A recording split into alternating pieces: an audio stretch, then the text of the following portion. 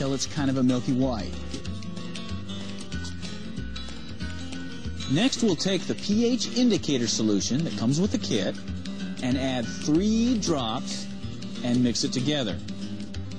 Now notice the color change here. According to the color chart, this is acidic. So, we'll take a measured amount of the titrant and slowly mix it into the sample cup until the color indicates a pH of around 8 or 9, kind of a bluish green. The amount of titrant you use is then compared to the chart for the size of batch you're going to make. And that gives you the amount of lye that you're going to need to use with this oil. See? That's pretty simple. Now all you have to do is measure out the amount of lye and then mix it with the methanol in the premix tank. Now make sure all of the lye is dissolved in the methanol, or you'll just end up making a big mess and have to start over. Okay, now it's just a matter of mixing this all together. And to do that, just open the valves and start the pump. The premix will be drawn into the main tank as the oil recirculates.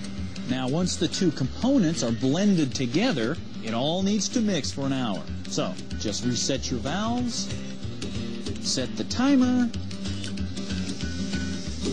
and take a break.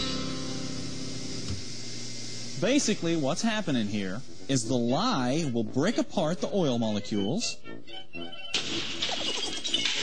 Then the hydrocarbon chains from the oil molecules float over and bond to the floating methanol molecules and form biodiesel. Then the lye and glycerin also bond together and they form a goo that sinks to the bottom. And that we'll just throw away. Alright, once everything is properly mixed, you just let it sit for a few hours.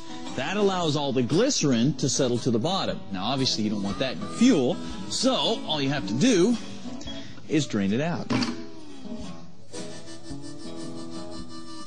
Now notice how dark and thick and gooey the glycerin is. You can actually make soap out of this stuff if you want to. Now, just keep draining until the light amber biodiesel comes out. And that is it. Now, believe it or not, you can pour this stuff right out of here into your fuel tank, or you can take this process one step further and water wash your fuel to make it super clean. And this machine has got all the hookups to do that.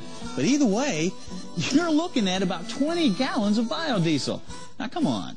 Just how good is this stuff? Is that really going to run an engine, or did we just create some sort of fast food bio-sludge that's going to clog everything up? You're going to find out after the break. Hey, welcome back to Trucks, and one of the craziest shows we have ever done. Because I have just taken old, nasty, used cooking oil and supposedly turned it into usable diesel fuel with this machine that we got from Freedom Fuel America. But now, the moment of truth. Is cooking oil a real alternative fuel source, or is this just a bunch of hogwash, you know, an urban legend? Well, there's only one way to find out.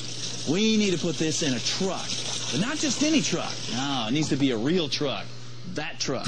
Yeah, this is a 2001 Dodge Ram, and it's got all the good stuff. It's got the Edge power module for extra power, killer KMC aluminum diesel wheels, and big fat Nitto tires. Yeah, this is a nice rig. Now, I know you're thinking, wait a minute. You're going to fill that truck with this bunch of bio goo and expect it to run?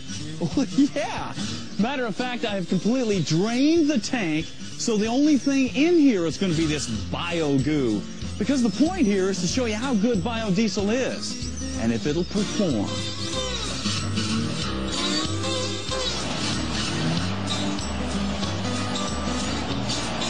Running down the road, the truck sounds and feels the same, but it doesn't smell the same, and we're getting noticeably less smoke out of the tailpipe. In stop-and-go traffic, the rig is just as peppy and responsive as with petroleum fuel. And when it comes to full-on performance, biodiesel will fry the tires with the best of them. Yeah, that's right. You don't have to sacrifice power and performance. Heck, the truck is actually running better. Matter of fact, the only real difference is cost. The biodiesel that this truck is burning only costs us about 70 cents a gallon to make. Yeah, 70 cents!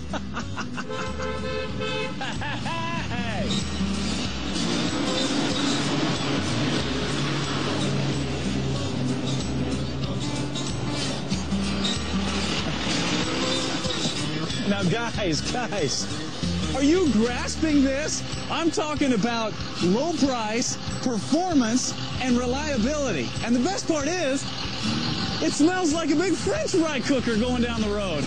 This is awesome. But if you want to take advantage of all that free oil out there, you got to pick up one of those machines. Then you can make your own biodiesel. Now, since we're talking about doing your own home brew, this is something I know you're going to like.